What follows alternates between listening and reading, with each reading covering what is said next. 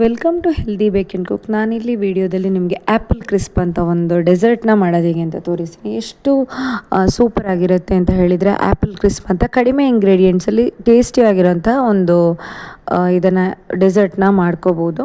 So ಫಸ್ಟ್ಗೆ ನಾವು ಒಂದು ಆ್ಯಪಲನ್ನು ಕಟ್ ಮಾಡ್ಕೊಳ್ಳೋಣ. ಒಂದು ಆ್ಯಪಲ್ನ ಸಿಪ್ಪೆ ತೆಕ್ಕೋಬೇಕು. ಸಿಪ್ಪೆನ ತೆಗೆದ್ಬಿಟ್ಟು ಈ ಥರ ಒಂದು ಕಟ್ ಮಾಡ್ಕೋಬೇಕು. ಈ ಥರ ತೆಳ್ಳಗಿನ ಪೀಸಸ್ ಆಗಿ ಚೆನ್ನಾಗಿ ಕಟ್ ಮಾಡ್ಕೋಬೇಕು. ಇದನ್ನು ಸಿಪ್ಪೆನ ನೀಟಾಗಿ ಕಟ್ ಮಾಡ್ಕೋಬೇಕು. ಅದಾದಮೇಲೆ ಒಂದು ಮೌಲ್ಡಿಗೆ, ಕೇಕ್ ಮೌಲ್ಡಿಗೆ ಈ ಥರ ಸ್ಪ್ರೆಡ್ ಮಾಡ್ಕೋಬೇಕಾಗತ್ತೆ.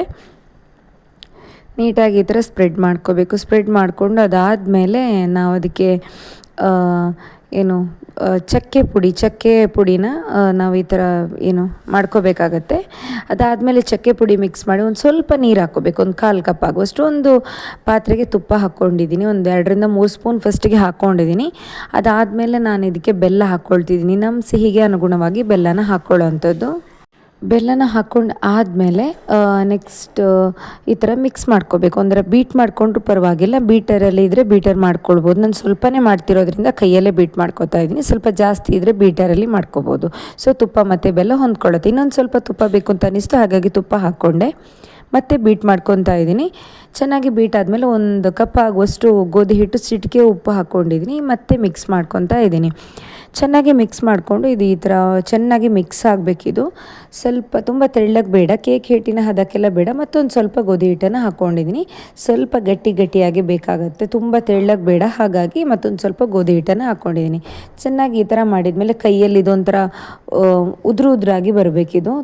ಹಾಗಾಗಿ ನಾನು ಈ ಥರ ಉದುರಿಸ್ಕೊಂಡು ಇದನ್ನು ಆ್ಯಪಲ್ ಏನು ಪ್ರಿಪೇರ್ ಮಾಡಿದ್ದೀನಿ ಅದರ ಮೇಲೆ ಈ ಥರ ಹಾಕ್ಕೊಳ್ತಾ ಇದ್ದೀನಿ. ಮತ್ತು ಚೆನ್ನಾಗಿ ಪ್ರೆಸ್ ಮಾಡ್ಕೊತಾ ಇದ್ದೀನಿ.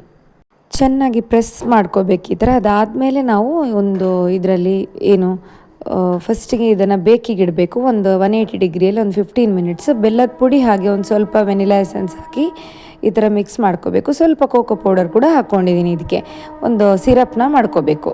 ಬೆಲ್ಲ, ವೆನಿಲಾ ಎಸೆನ್ಸ್ ಹಾಗೆ ಕೋಕೋ ಪೌಡರ್ ಹಾಕಿ ಅದು ಬೇಕಾಗಿರುತ್ತೆ 15 ನಿಮಿಷ 180 ಡಿಗ್ರಿಯಲ್ಲಿ. ಅದಾದಮೇಲೆ ನಾವು ಇದಕ್ಕೆ ಮಾಡಿಟ್ಕೊಂಡಿರೋಂಥ ಸಿರಪ್ನ ಈ ಥರ ಮೇಲ್ಗಡೆಯಿಂದ ಹಾಕ್ಕೊಳ್ಳೋವಂಥದ್ದು. ಚೆನ್ನಾಗಿ ಸಿರಪ್ ಈ ಥರ ಹಾಕ್ಕೊಂಡ್ಮೇಲೆ ಪೂರ್ತಿ ಬೇಕಂದರೆ ಪೂರ್ತಿ ಹಾಕ್ಕೊಳ್ಬೋದು, ಇಲ್ಲಾಂದರೆ ಜಸ್ಟ್ ಈ ಥರ ನಾನು ಹಾಕಿರೋ ಥರ ಸ್ಪ್ರಿಂಕಲ್ ಮಾಡಿದರೂ ಸಾಕು. ಅದಾದಮೇಲೆ ಒಂದು ಸ್ವಲ್ಪ ಡ್ರೈ ಫ್ರೂಟ್ಸ್ ಏನಾದರೂ ಇದ್ದರೆ ನಾವು ಹಾಕ್ಕೊಳ್ಬೋದು.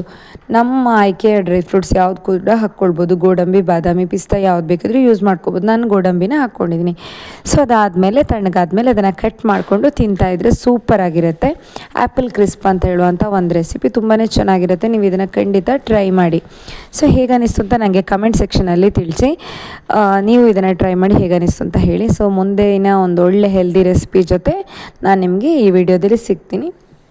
ಸೊ ತುಂಬ ಟೆಂಪ್ಟಿಂಗ್ ಅಂತ ಅನ್ನಿಸ್ತಾ ಇದೆ ಅಲ್ವಾ? ಹಾಗಾದರೆ ನೀವು ಇದನ್ನು ಟ್ರೈ ಮಾಡಿ ಹೇಗನ್ನಿಸ್ತು ಅಂತ ಹೇಳಿ. ನಾನು ನಿಮಗೆ ಸಿಗ್ತೀನಿ ಮುಂದಿನ ವಿಡಿಯೋದಲ್ಲಿ. ಅಲ್ಲಿವರೆಗೂ ಹ್ಯಾಪಿ ಕುಕ್ಕಿಂಗ್.